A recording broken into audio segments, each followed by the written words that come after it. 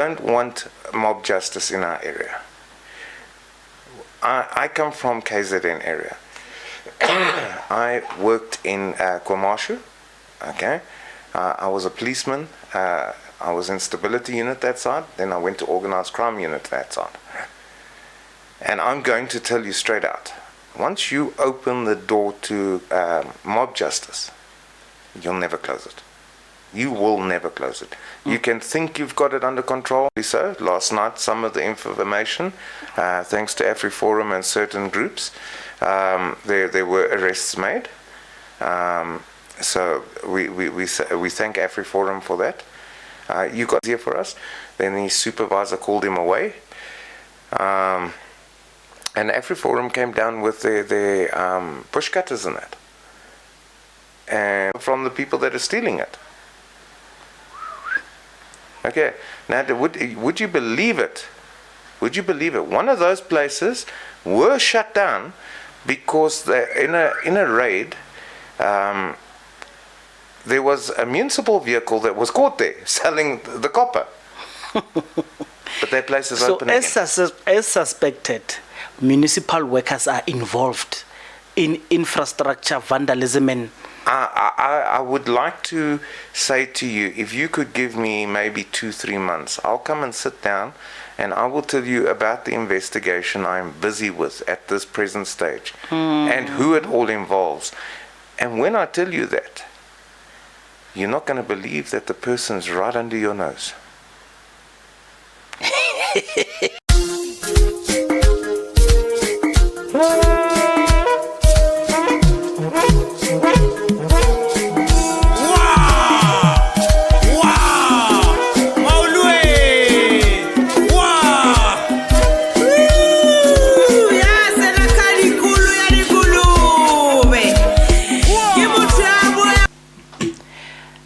AfriForum is of course not a political party, and I'm just going to use just my basic knowledge of what it was. I remember sitting here with Bianca van Wyk. She was telling me what is AfriForum and what is it that they do. So AfriForum, it's an interest group. So I'm just using what I heard from everyone. AfriForum, it's an interest group that is interested in uplifting white people, but in their pursuit of helping white people, of course they would have to help other people who live with the white people amongst them. Why am I saying so? I'm saying so because I understand that the pressures that are impacting AfriForum stems from they look at the plight of their Afrikaner people and they wanted to uplift them. The best way they know how is to make friends outside the country. They're a very small minority. They make friends outside the country as protection. I said so in many podcasts before this. I said so. So the only reason AfriForum does all of these things, threaten and stuff, they know that if there's war in South Africa, they are going to call people from outside to say people are having genocide against white people, and they'll come and defend, even if they know it's a lie. I said it when Elon Musk said the same thing. Now Donald Trump said the same thing. Elon Musk and Donald Trump, they know they are lying when they say Africans are taking land of white people. They know it's a lie. He doesn't need even to investigate. He could just stand on the podium and say so. So no matter what kind of teaching you are going to want to teach AfriForum and Donald Trump and Elon Musk, it's going to work. It's not going to work.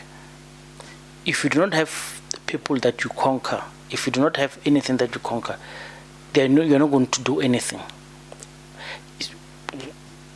The gentleman I'm hosting that you are going to see now is not directly AfriForum, but he is white. He's benefiting from AfriForum. I had a conversation with King Setso, and So when we were speaking particularly about the Vanatu app. It's an Afrikaans application replacing Uber and Bolt and stuff in Pretoria, and it's an initiative by Afrikaner people trying to take over their own. Let me tell you, people are going, our African people, they are going to use that app. We do not mind if they use it or they don't use it, but I'm just going to show you an example that they are going to do it because they've got muscle to do it. You know what King said? King said that does not even worry him. What worries him is when Afrikaners do something, when they go to Orania, they want to do something, they put the best there is. Why is this important? This is important because, number one, this initiative, these CPFs, you go everywhere. So I live in Pretoria. I met Chris, the gentleman that you're going to see. I met Chris, and he's going to show you. He's going to tell you how he goes about doing these things. And he's using, by all intents and purposes, AfriForum. And they're taking care of. All these CPFs have collapsed just about everywhere. But you look at AfriForum, you never mind what they do with, because you know the AfriForum story is like the Donald Trump story, and that's why they relate. They are taking care of their own people. Now you are taking time, you are defending the ANC. You should be blaming the ANC for allowing AfriForum to shine. AfriForum will do everything to protect their own people. Why can't the ANC do the same? Why can't MK, why can't EFF do the same? But Machine Political Inquiry, I don't want to be long. I want you to listen to this. So these people are on the ground, they are fighting crime. Listen to him. Thank you. Machine Political Incorrect. I've got men on the ground. Chris will tell us who he is, where he's from, his background with working with crime, and we'll just go to understand what is the work that he does on a regular basis. He's been plagued by a lot of problems, but I trust he will tell us. Chris, how's it? I'm good, thank you. And yourself? I'm good, Chris. I've interacted with you a lot on the road, and you come from a family that does that as well. Yes. And in particular, you help us as citizens where the government can't. Just for the disclaimer, he's not drinking anything but Coke there. Yes, so Chris, just take us through, give us an introduction that you prefer and what is the actual job that you do. Well, for the past 30 years of my life, well, 34 years of my life, I've been here to serve and protect our country, first of all. From serving and protecting the country, I decided to start serving and protecting my community. I don't want to make a big name for myself. That's why I don't normally go on to shows and that. You know, you've asked me before, and I've said to you, you know, I'm busy. But the thing when I'm in the community is there's two things I don't stand for. Number one, don't bring race into it. And number two, don't bring a political thing into it. I'm here for the community, and that's where it stops. You'll never see me wearing a logo of a political party. I wear my company shirt, or you'll find me in a plain shirt if it's overheated. But you'll never find me in a political thing. And that, I think, is also why the councillor and I have had a lot of disputes, is because when he became councillor, I didn't care which party he came from. I said to him that as long as he's here to serve the community, I would stand 100% behind him. And everybody knows now that we haven't seen eye to eye, because I also said to him that same day, if you don't stand for the community, you'll never have my support. I don't think that I'm a hero in the area, but I will stand up for the community, whether they're my friends or not. That's what I do, and that's what I enjoy doing. I actually enjoy doing my work. It's not because of how much I can get paid for it. It's for how many people I can actually help and make sure that they get a better life too. So the type of work that you do, so for people who are not familiar with Pretoria streets, the work that you do is replicated in many areas, and and I see, even if it's a different group, guys, whether it's CPF, whether it's just a bunch of individuals, you have your own security company yourself, you protect the community, whether there's a car accident, there's a calamity, wherever there are problems in communities, you guys come through. And I mean, you as a family, of course. So there's a problem with cable theft, and cable theft is so serious that it's money making for organized crime, and because it's money making for organized crime, it's a very difficult thing to do. A lot of communities try to gather themselves, try to intervene, but once they realize that this thing is organized and it's big guns people, a lot of people stay away. And this is where you guys come in, and you have managed few sting operations to bring out the culprits. Do you mind taking us through of what happened in the previous incident? Okay, let's start from a little bit from the beginning. Okay, we started our company first as an investigations business. Then the community came to us and said they would like security. Okay, then that is when I extended and re-registered, and I became not only an investigations company but also a crime prevention company. Okay, in December we were up behind the hospital when the cables were stolen. When the power went out, we responded first, and what happened was we found the hole, we found where the cable had been stolen. We drove down back to the substation. We told them, listen, there's a hole up there, the cable's gone.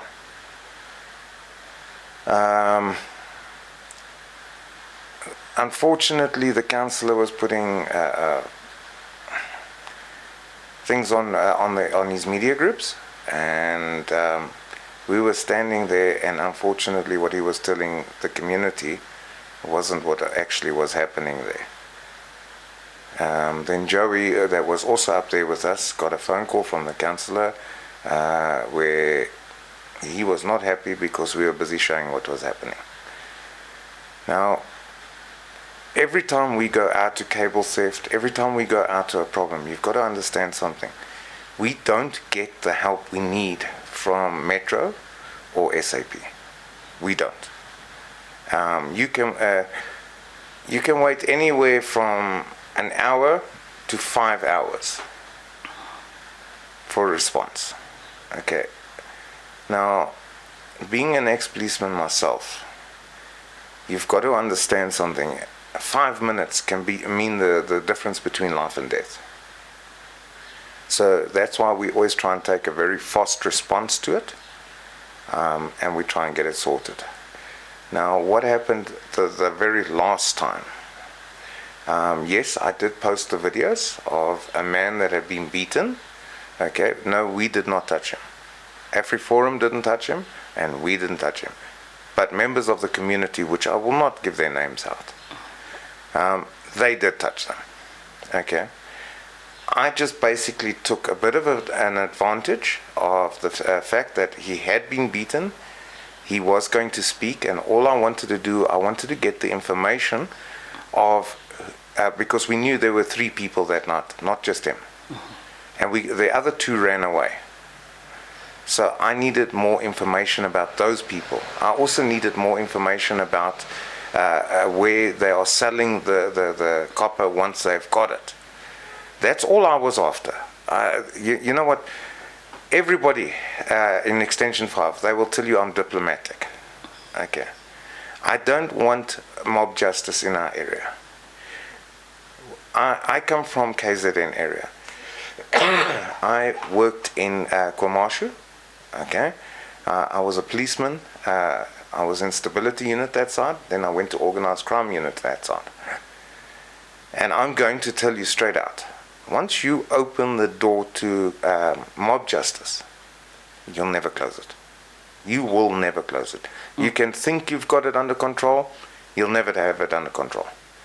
And the problem comes to that, sometimes innocent people get hurt. You know, you turn around and you say, oh, well, it was a black kid, he was approximately in his 20s, he was wearing black pants and a black shirt, and then everybody goes and looks just for that. They don't know if it's the guilty party, but because the description covers it, you can have 20 people standing there. Mob justice will take on all 20 of those people if they're wearing the same thing. So therefore, no, I'm against that. Will I take advantage once it's been done and ask the questions? Yes, I will. You also got to remember, you know, working in townships, that was my expertise, was working in townships. And when mob justice starts, they won't let ambulances near those people. They won't even let the police near them. So you cannot help them. So while the guys are busy kicking the guy in the face and carrying on like that, you try and take over the situation by moving in and saying, hang on, I want to ask him questions. So you're moving the attacker away and you are now asking him the questions. As long as I'm asking the questions, the guy can try and find himself again, because if somebody kicks you in the face, you're not going to be 100% where you are. So yes, that's what I did. And thank you for that intervention. Were you able to extract workable information for? Definitely so. Last night, some of the information, thanks to AfriForum and certain groups, there were arrests made. So we thank AfriForum for that. You got to understand something. The reason I'm asking you is, are you at liberty to share now? Not yet. Where are they selling and who are they? I'll give you one of the places. Okay. But I can't give you the other because we've got the name of the person that owns that place. We've also now got where he is, and we also know that both of them operate 24/7. Okay. Where they are selling, where they are buying the copper from the people that are stealing it. Okay. Now, would you believe it? Would you believe it? One of those places were shut down because in a raid, there was a municipal vehicle that was caught there selling the copper. But that place is open again. As suspected, municipal workers are involved in infrastructure vandalism and... I would like to say to you, if you could give me maybe 2-3 months, I'll come and sit down and I will tell you about the investigation I'm busy with at this present stage and who it all involves. And when I tell you that, you're not going to believe that the person's right under your nose. Okay, let's not rush him.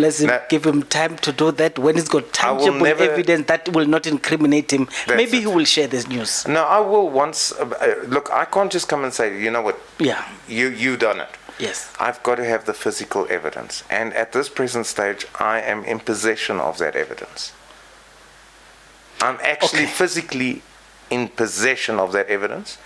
The problem that I face is because of corruption, okay, between the Metro Police, SAP, and the council.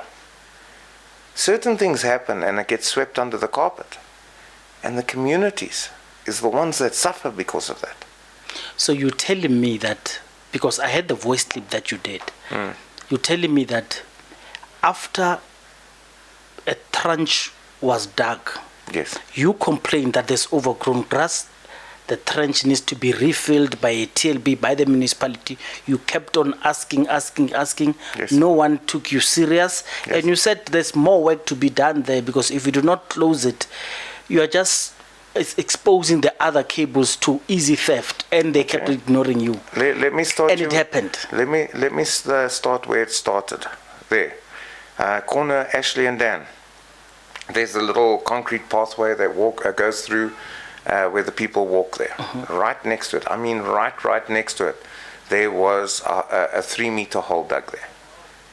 Right. We saw. I panicked because now I can see in the hole. I see there's 2 cables cut there. Right. We're trying to stop this. Now suddenly this is there.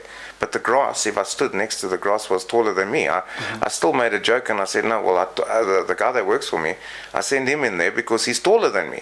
I can at least see him. If I go in there, you're not going to see me. But yes, that was the first one, which beginning of December, we already started contacting people and asking them, please listen, come and backfill here. Because when they went out, once we complained about the hole, they went out and they said, yeah, no, those are 2 dormant cables. So I said, dormant cables? Oh no, it's 2 cables that don't work anymore.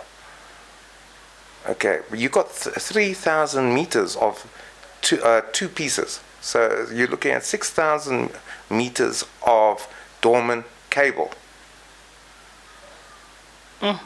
All right, that is lying in the ground, that they're stealing. So then with finding out, we found out, but listen, underneath those 2 dormant cables are the main cables. So you can't just leave the hole open. So yeah, we went through, I contacted certain political party members and I tried to get them to help us, which they were sending me emails showing me, listen, this is what they've done, and this is their response. Their response was, it's dormant cables, there's no rush to it. Yeah. Then we said, can we at least try and get it backfilled and get the grass cut here? The response came back, they can't do it until April. Now, from December till April, something is going to happen. Of course, and it did. And the more that's why I didn't go to the community and say, listen, I want 50,000 rand to patrol the cables and to make sure. Because you must remember, we patrol those cables 3 times a day minimum and 3 times a night minimum. When people still phone us and say, listen, we see people by the cable, we still go out again. So coming back to the trench, then we found that the next part of the cable that was being hit was on the corner of Barry and Ashley. All right. That trench, if I'm not mistaken, I think it was about 10 to 14 meters long. Okay. And we started putting pressure on there. We started doing more patrols. We started actually walking into the bush, not knowing if there were people waiting for us. We started walking into the bush and started having a look. Listen, if we keep on intensifying the pressure there, maybe we'll curb the cable theft. The trench is there already. They've hit the 2 dormant cables already. Then we carried on, and from Barry Road all the way back to Dan Road, they systematically were digging trenches, and we're talking from 15 meters to 36 meters to 45 meters, long trenches. And we kept putting pressure and putting pressure. Please come and backfill this. We know you're saying it's dormant cables. Please come and fill up the cables. We were expecting it. Come on, it's there. If you don't have to do much work, you're going to get the main cables. Yeah, no, I don't want to talk as operations, because I'm even tempted to ask you how long does it take. I don't want you to talk operations. Now let's talk about the strategic plans and the support that you get. I know you are not AfriForum, but you do work with AfriForum and they support you. I want you to explain what kind of support that you get from AfriForum and how beneficial is it? Okay, to us, very beneficial. You know, a lot of people think that AfriForum is a political group. They're not a political group. When it comes to patrolling areas, it takes a lot because I'm mainly focusing now on the cables. They are focusing on our streets and our safety and our security. I'll give you another thing that they also do, which now our municipality does not want anymore. AfriForum here in our area, Francois and them, AfriForum has bought stuff like bush cutters, lawn mowers, blowers, and that is there to help clean up community parks and stuff like that, the CBD area, which they've done a lot. But now the administration that's running Tshwane at the moment say they can't help anymore. They're not allowed to do these things anymore, which is now allowing the grass to overgrow again. So coming back to what they helped me with, they helped me a lot with patrols. Today they were out there as well. Mandla also got, we basically hijacked one of the municipal tractors, and we got them to come and just cut a piece open for us to make it easier for us. Then the supervisor called him away. And AfriForum came down with their bush cutters and that. And they started cleaning. And then Ray and Mantla, all of them, they joined in. They, okay, give us a bush cutter, let us carry on. And slowly but surely we started opening again. And look, it's not perfect right now because there's still a lot more to cut. But that is how they help us. If they're on a scene, and remember, they're not there to get violent with you. They will come there to help you, irrespective of your color, irrespective of the race, irrespective of which party you belong to. So the reason I want to speak about the kind of help that AfriForum does is I'm deliberately asking you that question, that let's say there's someone in Atteridgeville or someone in Soshanguve or Mamelodi who do not have AfriForum in their space. What kind of assistance that AfriForum do that people in the township can do for themselves? I'll give an example. Do they raise money, appoint people who are patrollers, give them money so they can sustain themselves, local business? What kind of... Look, like I said, I can't talk on behalf of what they do, but I can talk about what they do to help me. With something like that, you'd actually have to ask Francois, listen, come and sit down here with me, let's chat about this. But the problem, what comes now, and I'm not going to mention any of the media groups, everybody tries to portray AfriForum as a racial political group. Do you know how many black people here in our area belong to AfriForum? A hell of a lot. You've got a lot. A hell of a lot. So, I wouldn't say political and I wouldn't say racial. Okay. And they don't come to you and say, well, one of the criteria is which political party do you belong to? Could you imagine me if I wanted to be political about it? Tell me, before I help you, what political party do you belong to? Yeah. Who did you vote for? Yeah, it doesn't work that way. The person needs help, we help. AfriForum, if the person needs help, they help. So yeah, they get a lot of bad publicity, but I can tell you from my side, AfriForum has done a very big thing for me. My wife, about 5 years ago, we were down on an accident scene. A taxi hit my wife. Well, because I don't know if you remember, here by Lotus, there was there were 4 P4s on the bridge there. We were there to helping Metro and SAP to block the roads off. A taxi lost control. The guy was drunk, lost control, hit another car and swerved out and hit my wife. That she flew in the air 20 meters before she landed. The taxi hit her out of her shoes. And the chairperson of AfriForum came on the scene there. He was actually having a braai with his friends. But when he heard somebody was hurt, he didn't even have shoes on. He was walking in the middle of broken glass. helping them paramedics to lift my wife up, to put her into an ambulance. They done a big thing for me there. You know, anybody, when you help my wife, you've helped me.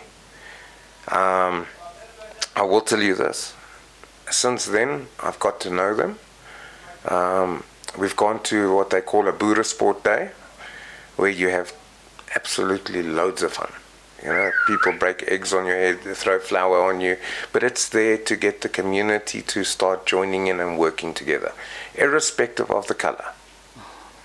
So that's how I got to know them. And that's how come my company, if I can help them in any way, I will.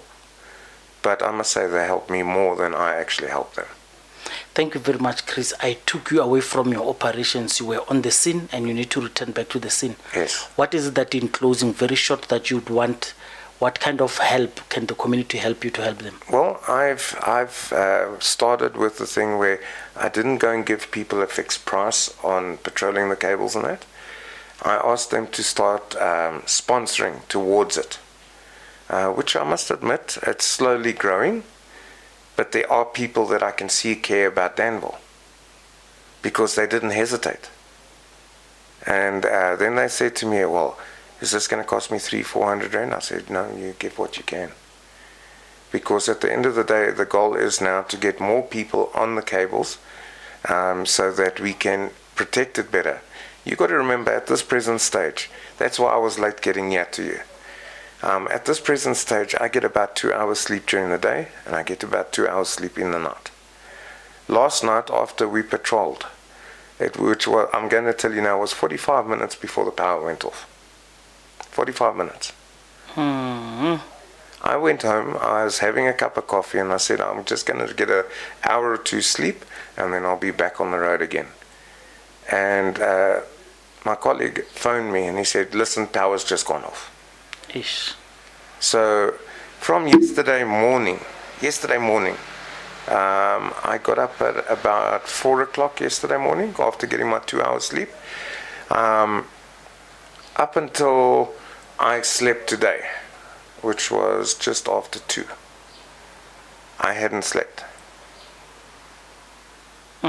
Because even though the cables were stolen, there was still cable exposed. Yeah. So we had to stay with the cable. At the same time, we were 2 vehicles out there. One was busy patrolling up by the hospital. The other one was there. Then we'd rotate it and the other one would go. Now you've got to remember one thing. These guys that are stealing the cable, they're not scared to shoot. That's why at night we try and work double up so that at least you've got some form of backup if something happens. Yo, Chris, let me let you go. I didn't want this to be a long podcast. You'll end up revealing a lot because I know. No, I'm just giving you what we do. Yes. If you've noticed, I've stayed away of the investigation side. Yeah. Thank you very much, Chris. But I promise you, as soon as it breaks, you'll know about it. Thank you very much, Eitada. Thanks, Chris.